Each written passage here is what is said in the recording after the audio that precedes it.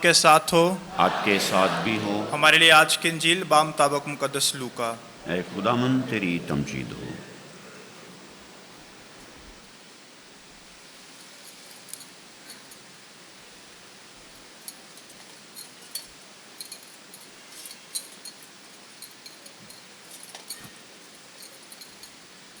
ایک دن ایک بڑا ہجوم یسوع کے ہمراہ جا رہا تھا، تو اس نے پھر کر ان سے کہا کہ اگر کوئی میرے پاس آئے اور اپنے باپ اور ماں اور بیوی اور بچوں اور بھائیوں اور بہنوں سے بلکہ اپنی جان سے بھی کینہ نہ رکھے تو وہ میرا شاگرد نہیں ہو سکتا، اور جو اپنی صلیب نہ اٹھائے اور میرے پیچھے نہ آئے وہ میرا شاگرد نہیں ہو سکتا۔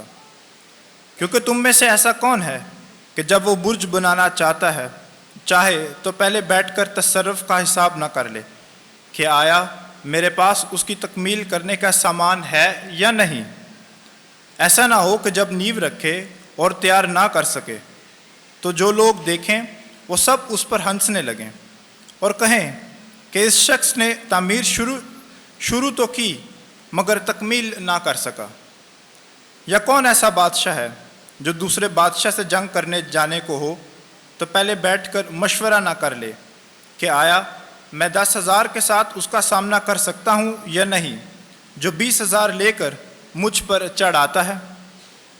نہیں تو جب وہ ہنوز دور ہی ہے قاصد بیچ کر شرائط صلح کی درخواست کرے گا۔ پس اسی طرح جو کوئی تم میں سے اپنا سب کچھ ترک نہ کرے میرا شاگرد نہیں ہو سکتا۔ انجیل مقدس کے وسیلے سے ہمارے گناہ معاف کیے جائیں۔ خداوند یسوع المسیح میں میرے عزیز بھائیوں بہنوں پیارے بچوں، آج ہم سال کے دوران 23ویں عام اتوار کی پاک عبادت میں شامل ہیں۔ آج کی تینوں تلاوتوں کا مرکزی نقطہ یہ ہے کہ خدا کی حکمت کی روشنی میں شاگردیت کے تقاضے کیا ہیں۔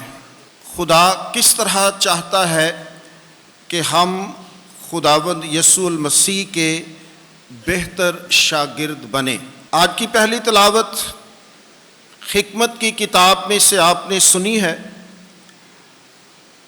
جس میں انسانی حکمت اور دنیاوی حکمت کو بیان کیا گیا ہے۔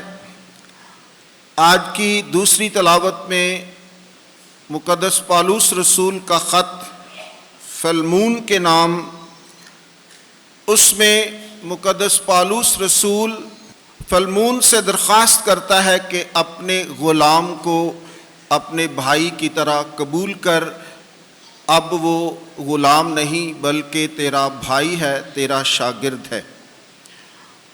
اور آج کی پاک انجیل میں خداوند یسوع المسیح فرماتے ہیں کہ اگر کوئی میرا شاگرد بننا چاہے تو وہ سب کچھ چھوڑ دے اور اپنی صلیب اٹھائے اور میرے پیچھے ہو لے۔ آج کی پہلی تلاوت جو حکمت کی کتاب میں سے آپ نے سنی ہے، اس کے نام باب میں سے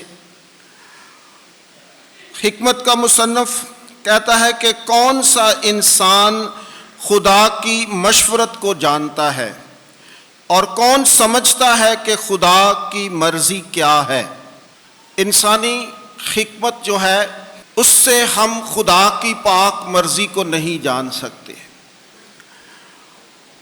خدا جو لامحدود ہے، ہم اپنی محدود دانائی کے ساتھ، محدود سوچ کے ساتھ اس کا احاطہ نہیں کر سکتے، اس کی باتوں کو نہیں سمجھ سکتے، اس کے خیالات کو نہیں جان سکتے۔ فانی انسان کے خیالات لرزاں ہیں اور ہماری مصلحتیں غیر یقینی ہیں۔ فانی انسان کے خیالات لرزاں ہیں اور ہماری مصلحتیں غیر یقینی ہیں۔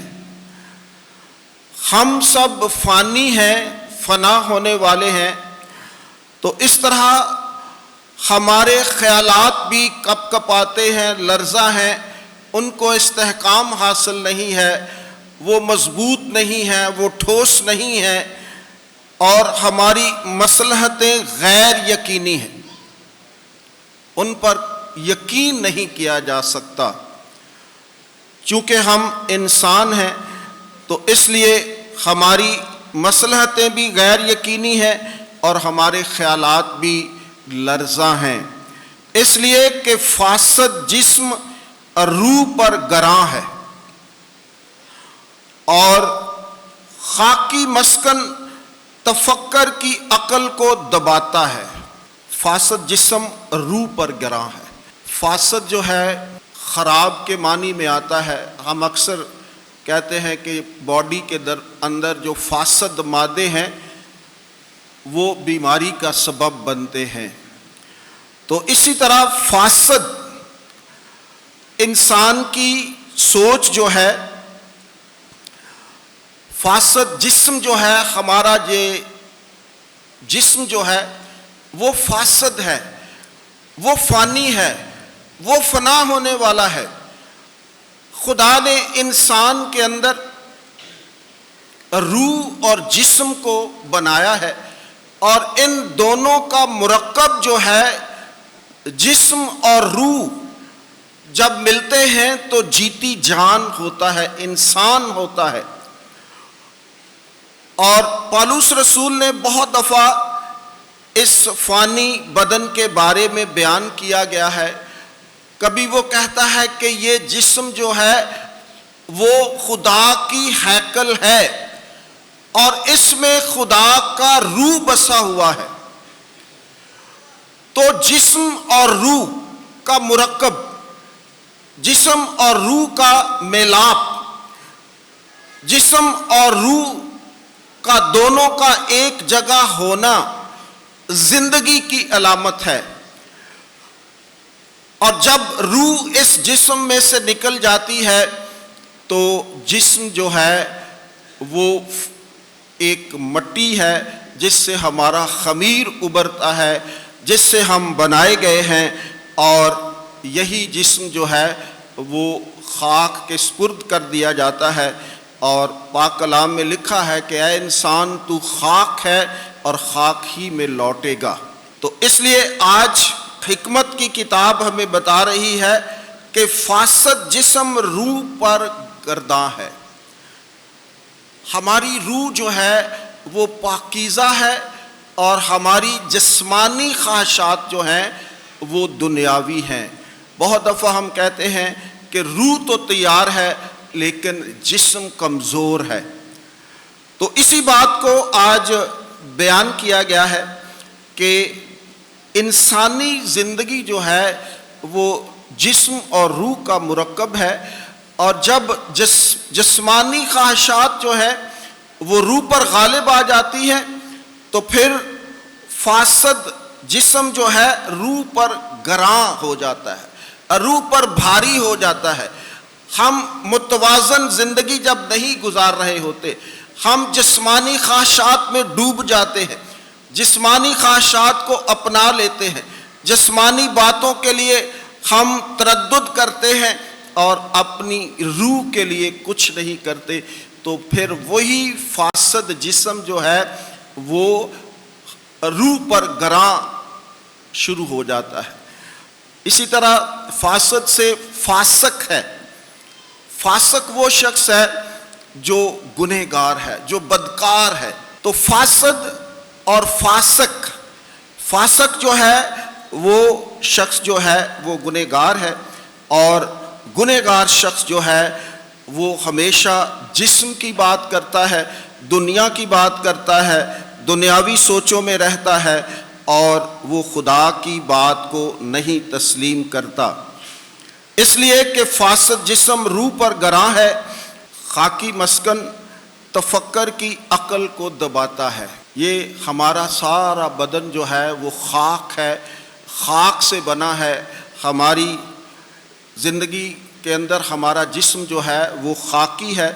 تو یہ پالوس رسول اسے مسکن کہتا ہے کہ یہ ایک مسکن ہے یہ ایک خیمہ ہے جس میں خدا کا روح بسا ہوا ہے.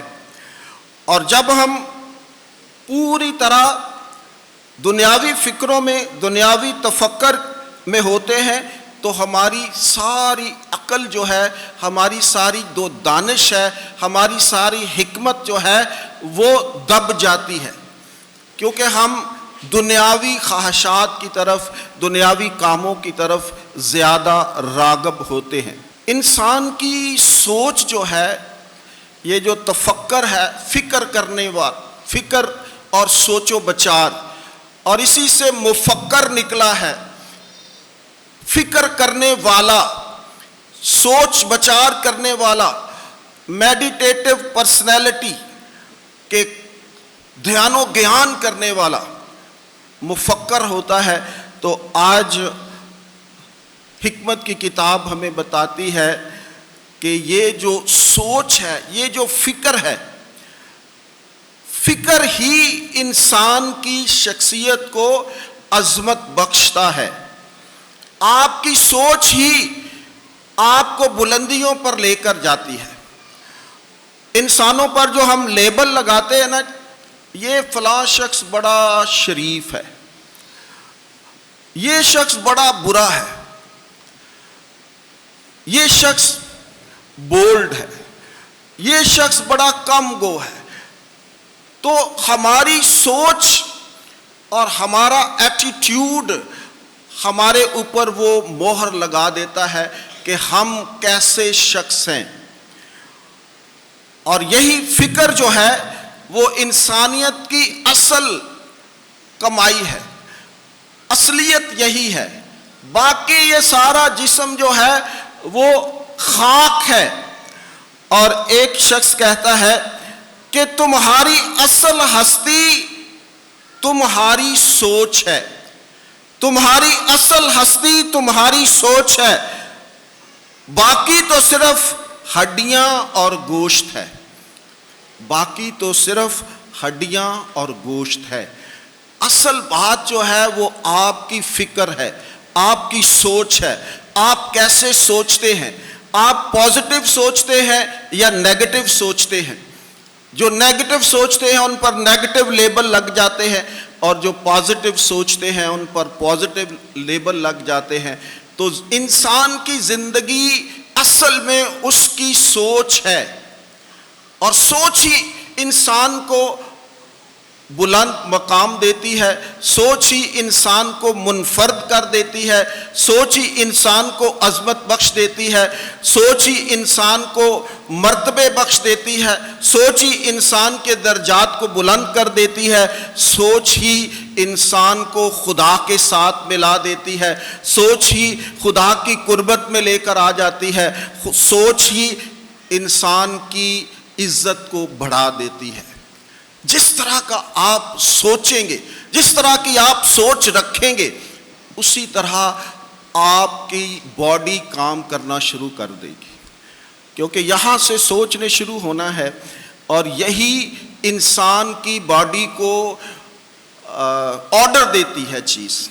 ہمارا دماغ جو ہے وہ سوچتا ہے کہ میں نے یہ کام کرنا ہے، اور ہماری یہ حرکت میں آ جاتی ہے باڈی، اور ہم وہی کام کرتے ہیں. تو سوچ کو اچھا کرنا ہے، فکر کو اچھا کرنا ہے، تاکہ ہم ایک اچھے مسیحی بن سکیں. آج حکمت کی کتاب کا یہی ایک درس ہے، یہی ایک پہلو ہے جس پر وہ زور دے رہا ہے کہ آپ کی سوچ، آپ کی فکر ایک اچھے انسان کی زندگی کو بقا بخشتی ہے، استحکام بخشتی ہے. جس طرح کی آپ سوچ ہوگی اسی طرح کی آپ کی پرسنالٹی ہوگی. تو لکھا ہے کہ خاکی مسکن تفکر کی عقل کو دباتا ہے، اور ہم محنت سے زمین کا قیاس کرتے ہیں. محنت سے زمین کا قیاس کرتے ہیں. ہم اپنی صلاحیتوں کی وجہ سے جتنی بھی خدا نے ہمیں توڑے دیے ہیں، ہم اس کے مطابق دنیا کی باتوں کو سوچتے، اپنے تجربے سے بتاتے ہیں.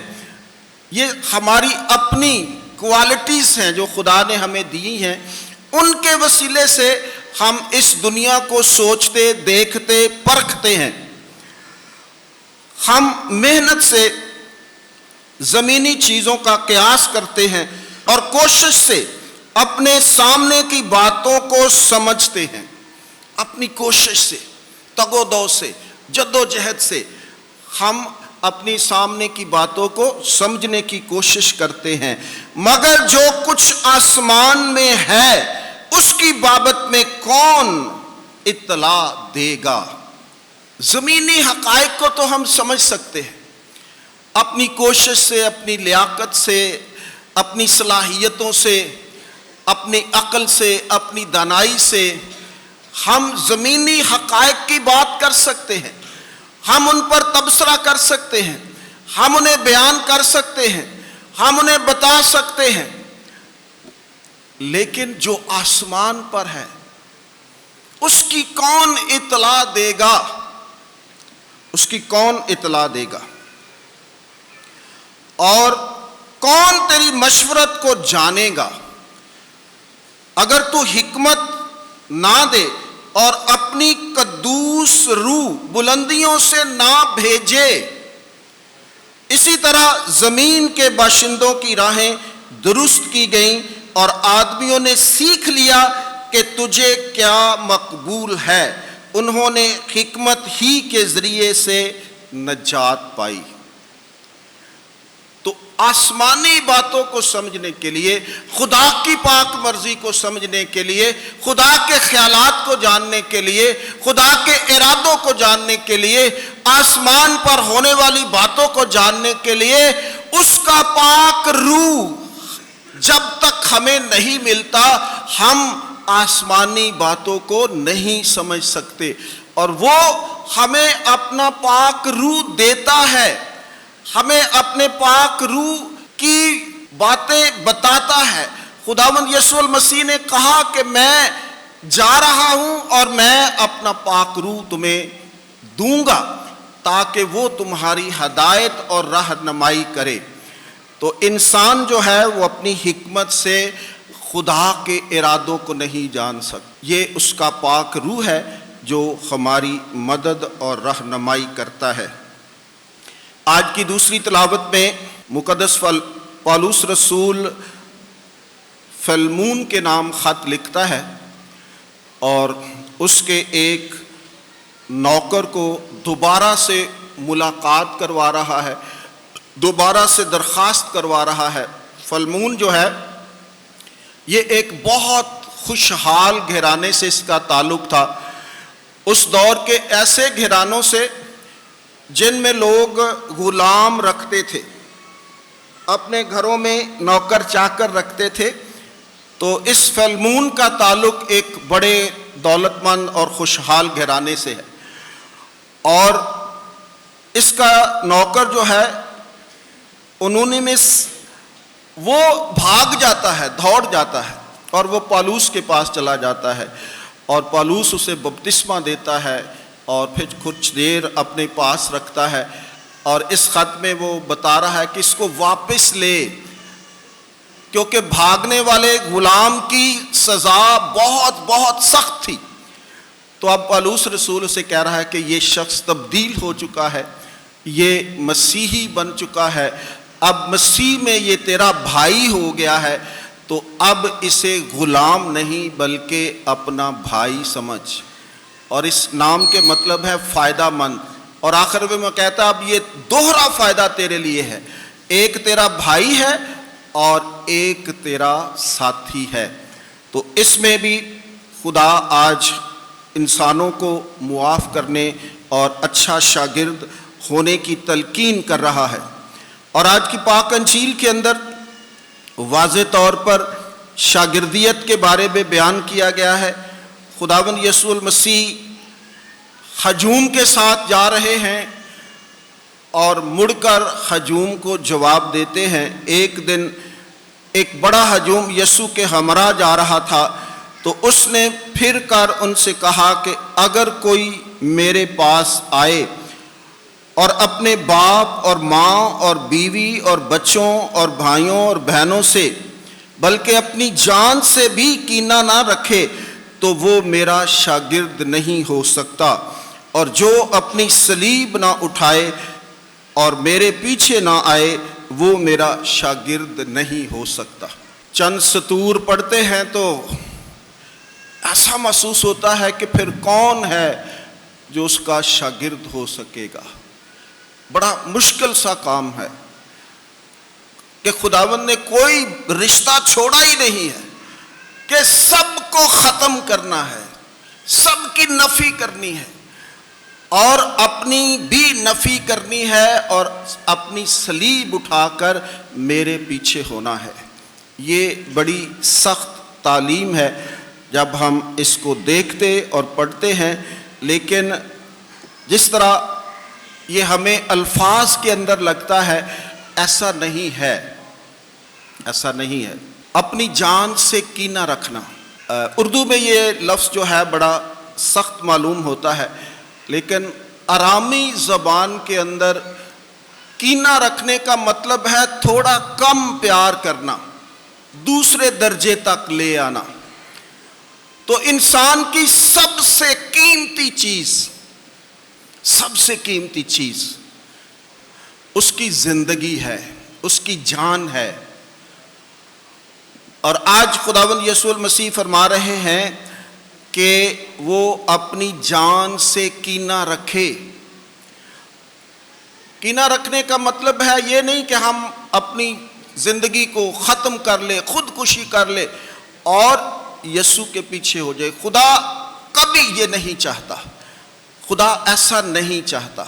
اور زندگی کے بعد اگر کوئی چیز اس کو عزیز ہے تو وہ اس کا خاندان ہے، اس کے بچے ہیں۔ اس دنیاوی زندگی میں ہم دیکھتے ہیں کہ ہم اپنے بچوں کو بے حد پیار کرتے ہیں، بے حد پیار کرتے ہیں، اور کرنا بھی چاہیے، کیونکہ ہمارے رشتے ہی ان کے ساتھ ایسے ہیں کہ ہم پیار کیے بغیر رہ نہیں سکتے۔ یہ خونی رشتے ہیں، یہ بہت اہم ترین رشتے ہیں۔ اور جب ہم خداوند یسوع المسیح کی باتوں کو سنتے ہیں کہ اپنی باپ، اپنی ماں، اپنی بیوی اور اپنے بچوں اور اپنے بھائیوں اور اپنے بہنوں اور اپنی جان سے کینہ رکھنا، تو اس کا مطلب یہ ہے کہ اگر آپ میرے پیچھے آنا چاہتے ہیں، اگر یہ چیزیں، یہ رشتے میری محبت میں رکاوٹ کا باعث ہیں، اگر یہ ہنڈرنس ہیں، اگر یہ کوئی رکاوٹ بن رہے ہیں تو ان سے تھوڑا پیچھے ہو جاؤ تاکہ آپ میرے لائق بن سکے، میرے لائق بن سکے۔ اس لیے آج خداوند یسوع المسیح ہمیں بتا رہے ہیں کہ اگر میری محبت میں آنا ہے، میری قربت میں آنا ہے، میرا پیرو بننا ہے، میری پیروی کرنی ہے، میرا شاگرد بننا ہے، میرے بیٹے اور بیٹیاں بننا ہے، میرے امتی بننا ہے، تو پھر آپ کو ہر رشتے سے تھوڑا پیار کرنا ہوگا۔ جو آپ کی زندگی میں میری طرف آنے سے رکاوٹ بن رہا ہے، اس سے تھوڑی سی دوری اختیار کر لے، اس سے تھوڑی سی دوری اختیار کر لے تاکہ آپ میرے لائق ٹھہر سکیں۔ اور پھر خداوند یسوع المسیح فرماتے ہیں کہ جو اپنی صلیب نہ اٹھائے اور میرے پیچھے نہ ہو لے وہ میرا شاگرد نہیں ہو سکتا۔ تو صلیب ہماری زندگی کی سب سے بڑی قوت اور طاقت ہے، اور صلیب اٹھانا ہی حقیقی مسیحی ہونا ہے۔ صلیب کے بغیر ہم کچھ نہیں ہیں۔ جب تک آپ یسوع کے لیے دکھ نہیں اٹھاتے آپ اس کے لائق نہیں ہو سکتے۔ مسیحی زندگی دکھوں سے بھری ہوئی ہے۔ کلوری کا راستہ صلیبی راستہ ہے، دکھوں کا راستہ ہے، پتھریلا راستہ ہے، نوکیلا راستہ ہے، زخمی کرتا ہے، خون نکلتا ہے، دکھ اٹھانا پڑتا ہے، گرنا پڑتا ہے، سنبھلنا پڑتا ہے، تو یہ سارا جو منظر ہے وہی ہمیں نجات کی طرف لے کر جاتا ہے۔ صلیب اٹھانا ہماری زندگی کا اولین فرض ہونا چاہیے۔ یسوع کے لیے اور یسوع کے کلام کے لیے دکھ سہنا، یہ ہر مسیحی مومن کی معراج ہے۔ ہمیں خوشی سے اس کے لیے اور اس کے کلام کے لیے دکھ سہنے کے لیے تیار ہونا چاہیے۔ اور خداوند یسوع المسیح نے دو بڑی خوبصورت مثالیں دی ہیں۔ ایک برج بنانے کی مثال دی ہے کہ اگر کوئی برج بنانا چاہے اور پہلے بیٹھ کر اس کا تصرف اور حساب نہ کر لے کہ میں اس کو پایہ تکمیل تک پہنچا سکوں گا یا نہیں، اور اس طرح ایک بادشاہ کی تمثیل دی ہے جو 10,000 لے کر آ رہا ہے، اور لکھا ہے کہ پس اسی طرح جو کوئی تم میں سے اپنا سب کچھ ترک نہ کرے میرا شاگرد نہیں ہو سکتا۔ پالوس رسول نے خداوند یسوع المسیح کی پاک صلیب کے بارے میں بہت خوبصورت باتیں کہی ہیں۔ پالوس رسول صلیب کے لیے کہتا ہے کہ یہودی تو کرشمے چاہتے ہیں اور یونانی حکمت کی تلاش میں ہیں، مگر ہم اس مسیح مصلوب کی منادی کرتے ہیں جو یہودیوں کے نزدیک ٹھوکر کا باعث اور غیر قوموں کے نزدیک حماقت ہے، لیکن بلائے ہوئوں کے نزدیک مسیح خدا کی قدرت اور خدا کی حکمت ہے۔ اور یہی آج کی تلاوتوں کا نچوڑ اور ایسن اور سبق ہے کہ یسوع کی پاک صلیب ہی خدا کی حکمت ہے۔ جو آج کی تلاوت آپ نے حکمت کی کتاب میں سے سنی ہے کہ خدا کی حکمت میں چلنا، خدا کی حکمت کو جاننا، خدا کی پاک مرضی کو تلاش کرنا، اس کی جستجو کرنا اور اس کے مطابق اپنی زندگی کو گزارنا۔ تو خدا کی حکمت جو ہے وہ خداوند یسوع المسیح کی پاک صلیب میں ہمیں نظر آتی ہے۔ خدا کی محبت کا عروج ہے یسوع مسیح کا مصلوب ہونا، تو یہ اس کی الہی قدرت اور الہی محبت ہے۔ ہم نے اسی میں ترقی کرنی ہے، اسی میں آگے بڑھنا ہے، اسی کو اپنانا ہے، اسی مصلوب یسوع کی ہم نے باتوں کو ماننا ہے اور اسی حکمت میں آگے بڑھنا ہے۔ تو خدا آپ سب کو یسوع المسیح کا ایک اچھا شاگرد ہونے کی توفیق عطا فرمائے۔ خدا آپ کو اپنی اپنی ذمہ داریوں کی صلیبیں اٹھانا اور اٹھانے کی جرت اور قوت عطا فرمائے تاکہ ہم یسوع کے پیچھے چل سکیں جو ہماری ہی صلیب اٹھائے ہوئے ہے، لیکن اس کے باوجود وہ کہتا ہے کہ اب اپنی اپنی صلیب اٹھاؤ اور میرے پیچھے ہو لو۔ خدا آپ سب کو آج کے اس کلام سے بہت ساری برکت عطا فرمائے۔